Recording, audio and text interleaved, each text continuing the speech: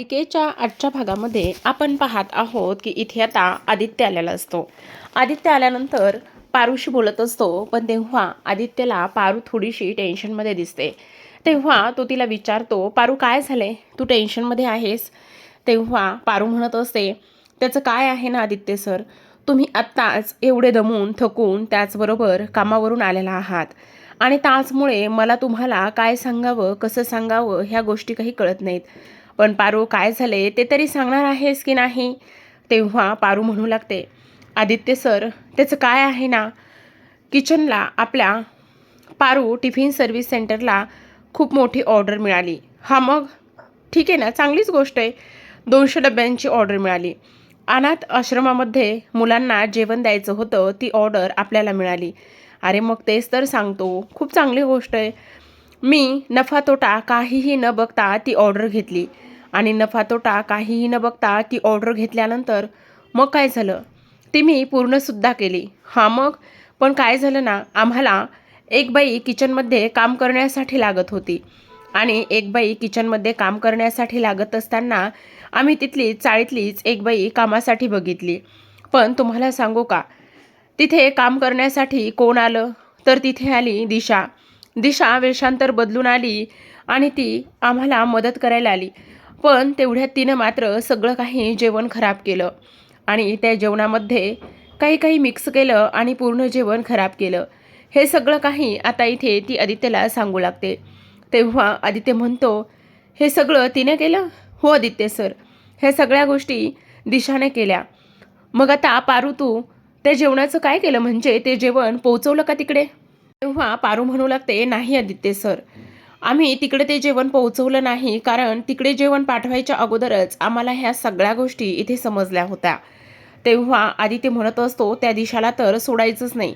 त्या दिशेची एवढी मजल वाढलेली आहे की ती काहीही करायला लागलेली आणि कुठल्याही थराला जाऊन पोहोचायला लागलेली आहे. काय करायचं त्या दिशाचं, असा इकडे तो विचार करू लागतो. तेव्हा मात्र इकडे आता पारू म्हणत असते, तेच तर आदित्य सर, मला तर ह्या सगळ्या गोष्टी काय कराव्या आणि कशा पद्धतीने बोलाव्यात हेच काही कळत नाही. म्हणजे बघा ना आदित्य सर, आत्ता मी हे सगळं काही कटकारस्थान घरामध्ये सुद्धा सांगू शकत नाही आणि त्याचबरोबर सगळ्यात महत्त्वाचं म्हणजे दिव्याईंची तब्येत खराब आहे आणि त्यांना सांगितलं तर उगाचच घरात रामायण महाभारत होईल, असं पारू म्हणत असते. तेव्हा आदित्य म्हणतो, काय झाले आईला, काय झाले, आईची तब्येत कशामुळे खराब झाली, आईला काय झाले पारू, असं तो विचारू लागतो. तेव्हाच इकडे पारू म्हणते, त्यांना फूड पॉयझन झालं आहे. आणि तेव्हा आदित्य म्हणत असतो, काय, पण डॉक्टरांनी त्यांना आराम करायला सांगितले, काळजी करण्यासारखी काहीही कारण नाहीये असं सुद्धा सांगितले.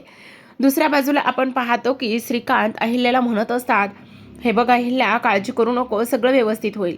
पण आता तुला स्ट्रॉंग होण्यासाठी थोडं तरी सूप घ्यावंच लागणार आहे की नाही, मग तू सूप घे बरं. तेव्हा अहिल्या नको म्हणत असते. आता इकडे मात्र जे काही आपले श्रीकांत आहे ते कंटिन्यू तिला म्हणत असतात, हे बघ घे म्हणून सूप, पण अहिल्या मात्र नकोच म्हणत असते. तर आता आपण पाहतो की धावतच आदित्य आलेला असतो. आदित्य तिथे आल्याबरोबर तो म्हणत असतो, आई आई तुला काय झालंय, तू बरी तर आहेस ना, तुझी तब्येत ठीक आहे का? मी आत्ताच इथे आलो, जेव्हा आलो तेव्हा मला समजलं, मला जर ह्या सगळ्या गोष्टी अगोदरच समजल्या असत्या तर मी ताबडतोब निघून आलो असतो. तेव्हा अहिल्या म्हणत असते, अजिबात नाही, बिझनेस अगोदर महत्त्वाचा आणि त्यानंतर बाकीच्या गोष्टी पर्सनल. श्रीकांत म्हणत असतात, हे मात्र बरोबर आहे अहिल्या, काही जरी झालं ना तरी सुद्धा बिझनेस अगोदर महत्त्वाचा आणि त्यानंतर बाकीच्या गोष्टीला किती प्राधान्य देतेस तू, अगदी बिझनेस वुमन शोभतेस बघ. पण आता इकडे श्रीकांत म्हणत असतात, आता तू आलेला आहेस ना बाबा, तर मग तुझ्या हातानेच तू इकडे दे तिला आणि बघ तुझ्या हाताने सूप वगैरे ती पिते का तर. तेव्हा आदित्य म्हणत असतो, हे बघ आई, असं अंगावर ह्या सगळ्या गोष्टी नाही काढायच्या, चल मी पाचतो तुला सूप. असं म्हणूनच आता इथे आदित्य श्रीकांतच्या हातामध्ये असणारा जो काही सूपचा बाऊल आहे तो सूपचा बाऊल तो घेऊ लागतो आणि तेव्हा इकडे अहिल्याला तो उठून टेकून बसवत असतो.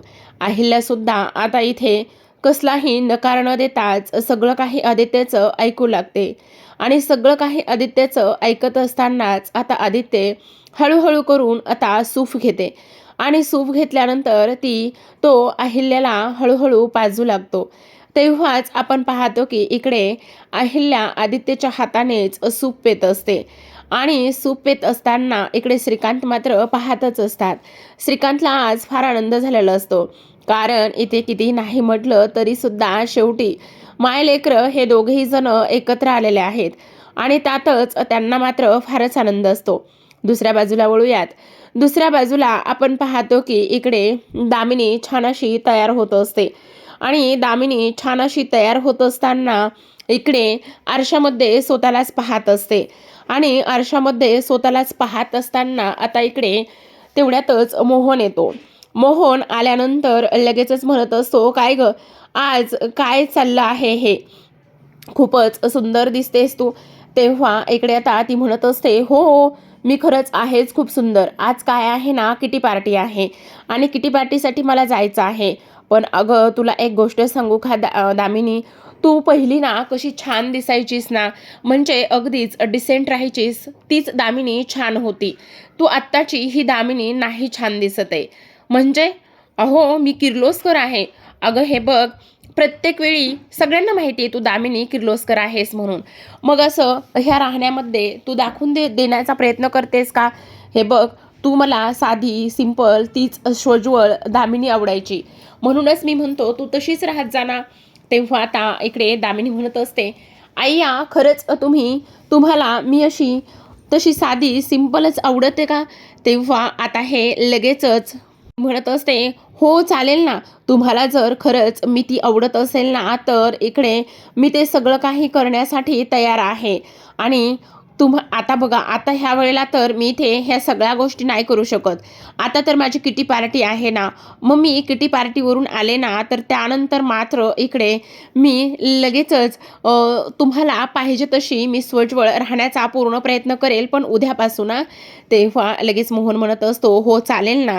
तर आता दामिनी म्हणत असते, अहो काय आहे ना, तुम्ही तो जो काही हार माझ्यासाठी आणला होता ना, तो द्या ना प्लीज. आता पुन्हा दामिनीला त्या हाराची हुक्की आलेली असते. तेव्हा मोहन म्हणत असतात, आत्ता आत्ता कशाला हवाय तुला तो हार? आता एवढे सगळे दागिने घातलेस आणि काय आहे ना त्याचं आहे इथे. दामिनी तू ना वहिनीची कॉपी करायला जाऊ नको बघ. म्हणजे वहिनी त्या वहिनी आहेत आणि तू आहे. तेव्हा लगेच दामिनी म्हणत असते, हो मोहन, तुम्ही बोलताय ते अगदी बरोबरच बोलताय. खरं तर मला सुद्धा वहिनीची कॉपी करायची नाही आहे बरं का. पण मला सुद्धा हे असं सतत अंबाडा बांधणं, गजरा लावणं, एवढे महागडे साड्या कपडे हे सगळं घालणं, मला सुद्धा ह्या सगळ्या गोष्टींचा वैतागच आलाय बरं का. पण तुम्ही म्हणताय ना, तर मी अगदी साधी सिंपल राहण्याचा प्रयत्न करेन बरं का. तर आत्ता आपण दुसऱ्या बाजूला पाहतो की इकडे आदित्य आलेला असतो.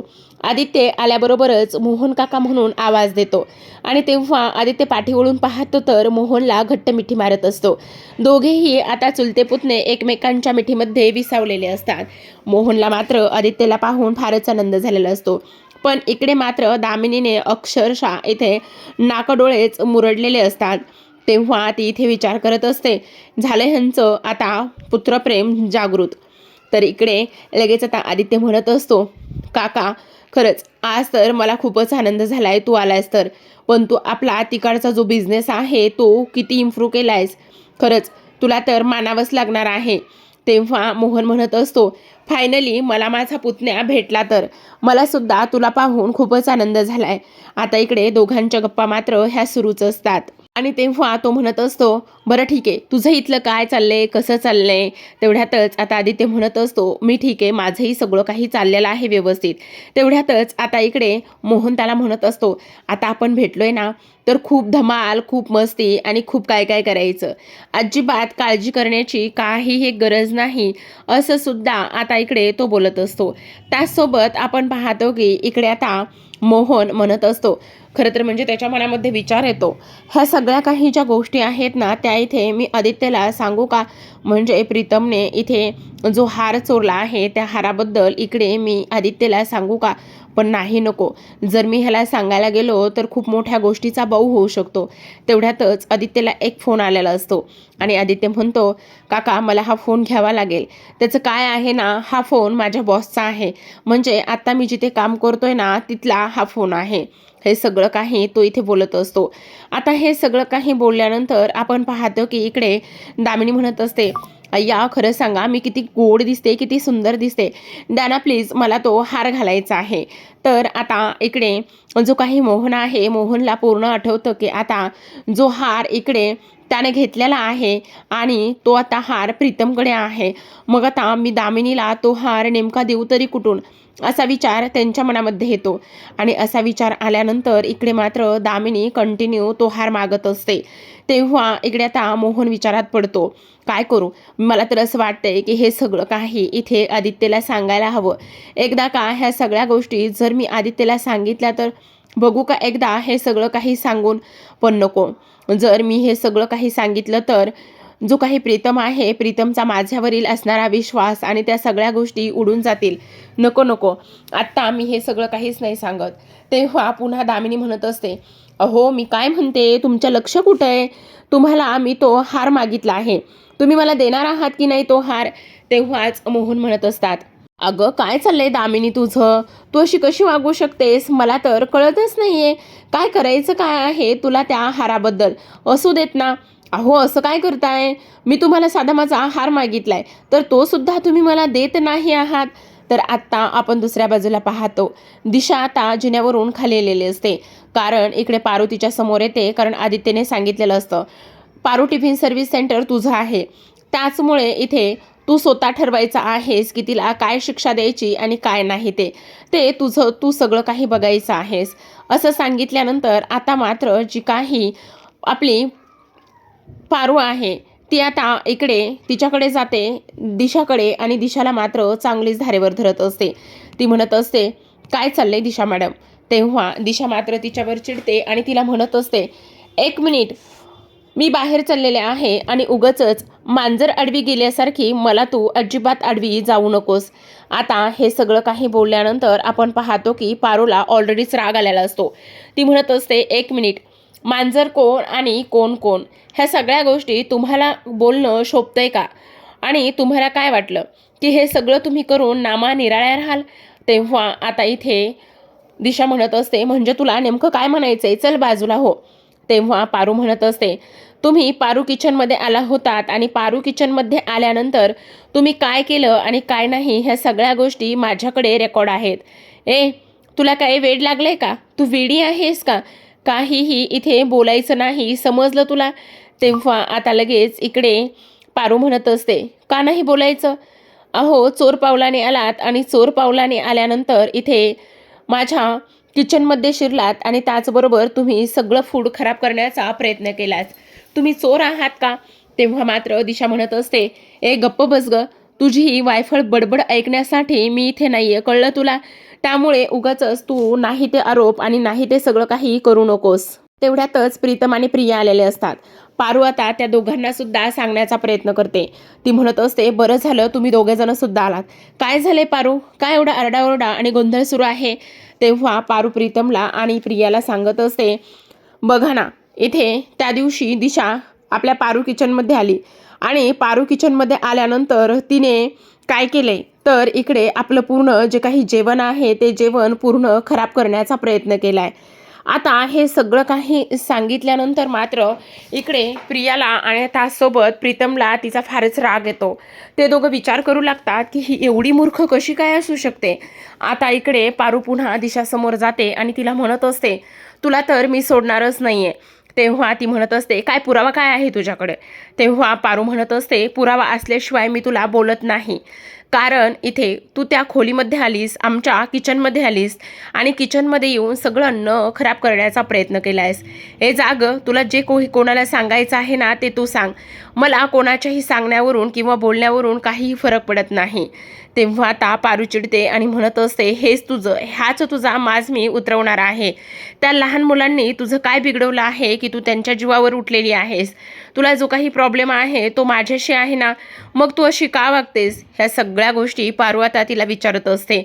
आणि तेव्हा पारू म्हणत असते, माझ्याकडे पुरावा आहे, CCTV फुटेज.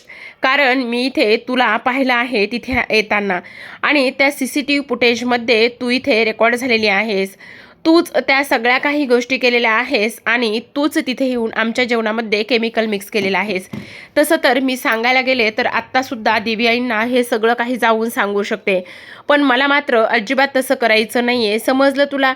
मी ह्या सगळ्या गोष्टी आत्ताच अजिबात देवीआईला सुद्धा सांगणार नाही असं सुद्धा ती इथे बोलते. तू खूपच अति आगाऊपणा करायला लागलेली आहेस. तुझा आणि माझा काही एक संबंध नाही. तेव्हा पारू म्हणत असते, काय सांगते हे बघ ना, हे माझ्या हातात काय आहे. तेव्हा लगेच आता इकडे पारूने त्या किचनमधलं CCTV फुटेज जे आहे ते इथे दिशासमोर पकडलेलं असतं. तेव्हा मात्र दिशाची अगदीच बोलती बंद झालेली असते. तिला काय बोलावं आणि काय नाही ह्या गोष्टी तर अजिबात समजत नसतात. आणि तेव्हा त्या मोबाईलमध्ये त्या व्हिडिओमध्ये संपूर्ण रेकॉर्ड असतं की कशा पद्धतीने दिशा वेषांतर करून आली आणि वेषांतर करून आल्यानंतर कशा पद्धतीने तिने आता त्या जेवणामध्ये ते सगळं काही मिक्स केलं. हे सगळं आता मोबाईलमध्ये रेकॉर्ड असतं आणि तेच प्रूफ तोच सगळं काही ती इथे त्याला दाखवण्याचा प्रयत्न करत असते. आता इकडे मात्र प्रीतम म्हणत असतो, हिला तर अजिबात सोडायचं नाही. काही जरी झालं ना तरी सुद्धा हिला मात्र चांगला धडा शिकवायचा. काही झालं ना तरी सुद्धा हिची आता गय करायची नाही असं सुद्धा आता इथे तो बोलत असतो. ह्या सगळ्या काही गोष्टी बोलल्यानंतर आता प्रीतम चिडतो आणि तेव्हा आता इकडे दिशा तिथून जायला लागलेली असते. पण पारू म्हणत असते, अजिबातच नाही, मी तुला इथून कुठेही जाऊ देणार नाही काही जरी झालं तरी. तेव्हा आता इथे दिशा म्हणत असते, गप्प बस ग, अति आगाऊपणा करायची तुला काही एक गरज नाही आणि उगाचच माझ्या वाटेला जाऊ नको, समजलं ना तुला? आणि कोण काय शिक्षा करणार आहे? तू ह्या दिशाला शिक्षा करणार आहेस? तुझी एवढी हिंमत वाढलेली आहे की तू ह्या दिशाला शिक्षा करणार? तेव्हा पारू म्हणत असते, हो मीच करणार शिक्षा. कोण आहेस कोण तू? ह्या घरची मोलकरीण ना? तेव्हा मात्र पारू चिडते आणि म्हणत असते, मी कोण आहे हे तुला सांगते. मी या घरची मोठी सून आहे, किर्लोस्करांची मोठी सून आहे, आदित्यची बायको आहे, त्याचबरोबर देवीआईची सून आहे असं सुद्धा इकडे आता ती बोलत असते. आणि त्याचसोबत सगळ्यात महत्त्वाची गोष्ट म्हणजे पारू किचन सर्व्हिस सेंटरची मी मालकीन आहे, समजलं तुला? त्यामुळे तुझा हा जो काही माज आहे तो मी एका झटक्यात उतरवेन आणि माझ्या पारू किचनमध्ये तू येऊन जी काही इथे आरेरावी केलीस, लोकांच्या इथे हेल्थ सोबत तू इथे खेळलेली आहेस, त्यामुळे तुला मी सोडणार नाही असं म्हणून आता पारू दिशाच्या हाताला पकडते आणि तिला ओढतच बाहेर घेऊन जात असते. पारू पण किती मूर्ख आहे बघा ना प्रेक्षकांनो. घेऊन गेली कुठे तर तिकडे स्वतःच्या किचनमध्ये धक्के मारून घराच्या बाहेर हकलण्यासारखी ती दिशा आहे. असो, आता आपण पाहतो की इकडे दामिनीच्या डोक्यातलं खूळ मात्र काही केल्या जात नसतं. ती म्हणत असते, मी तुम्हाला सांगते ना, तुम्ही एवढ्या आवडीचा आणि एवढ्या पसंतीचा माझ्यासाठी हार आणलेला आहे, मग तो हार तुम्ही मला का देत नाही आहात?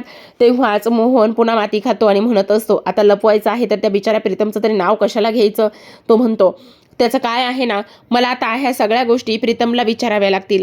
तेव्हा लगेच आता इकडे ती म्हणत असते, आत्ता आणि प्रीतमला? आता मी तुम्हाला माझा हार मागत आहे तर तुम्ही पुन्हा प्रीतमची गोष्ट का बरं करताय? कशामुळे तुम्ही पुन्हा म्हणताय की इकडे प्रीतमला हे सगळं काही विचारावं लागणार आहे? नेमकं तुमचं काय चाललेलं आहे? ह्या सगळ्या गोष्टी इथे आता तो बोलत असतो आणि विचारत असतो. तेव्हाच आता इकडे तो मोहन म्हणत असतो, अगं तसं काही नाही बाळा, हे बघ मी काय म्हणत आहे की मला फक्त त्याला हे सगळं काही नाही, तुम्ही आत्ता बोललात प्रीतमला विचारावं लागेल म्हणून, काय विचारावं लागेल सांगा, खरं सांगा. तेव्हा तो म्हणत असतो, नाही काही एक विचारावं लागणार नाहीये, तू काहीतरी चुकून ऐकलेलं आहेस. तेव्हा ती म्हणत असते, नाही मी ऐकलंय, तुम्ही प्रीतमच बोललेला आहात. हे सगळं काही आता इथे ती बोलत असते. त्याचसोबत प्रेक्षकांनो इकडे दुसऱ्या बाजूला आपण पाहतो की जी काही आता पारू आहे, पारू मात्र इथे दिशाचा हात धरतच इकडे खेचतच किचनमध्ये घेऊन गेलेली असते. तेव्हा दिशा तिला म्हणत असते, तू मला इथे का आणि कशासाठी घेऊन आलेली आहेस? तेव्हा ती म्हणते, हे तुला मी सांगायची गरज आहे का? इथे आज तुझी शिक्षा म्हणून तुला पारू किचनमध्ये जी ऑर्डर तू फ्लॉप केलेली आहेस ती ऑर्डर एकटीनं पूर्ण करायची आहे. तुला आज पारू किचनमध्ये राबायचे आणि पूर्ण जेवण बनवायचं आहे. तेव्हा दिशा चिडते आणि म्हणत असते, अगे डोक्यावर पडली आहेस की काय? हे बघ मी असलं काही करणार नाही, शांत बस, उगाचच मी नाही करणार असं. तेव्हा ती म्हणत असते, तुला तर हे सगळं काही करावंच लागणार आहे. आता इकडे मात्र ती म्हणत असते, जर नाही केलं तर काय करणार आहेस? तेव्हाच आपण पाहतो की इकडे ती म्हणत असते, नाही केलंस तर काय करणार आहेस म्हणजे? हा जो काही व्हिडिओ आहे ना माझ्या मोबाईलमधला, तो मोबाईलमधला व्हिडिओ इथे मी पोलिसांना दाखवेल आणि पोलीस आल्यानंतर मग तुला पोलीस मात्र नक्कीच घेऊन जातील, असं सुद्धा आता इकडे पारू सरळ सरळ दिशाला धमकी देत असते. तर आता प्रेक्षकांनो, तुम्हाला काय वाटतं? येणाऱ्या पुढील भागामध्ये नक्की दिशा किचनमध्ये राब राब मोलकरणीसारखी राबेल का? पाहूयात येणाऱ्या उद्याच्या भागामध्ये. तोपर्यंत पाहत रहा पारू. धन्यवाद.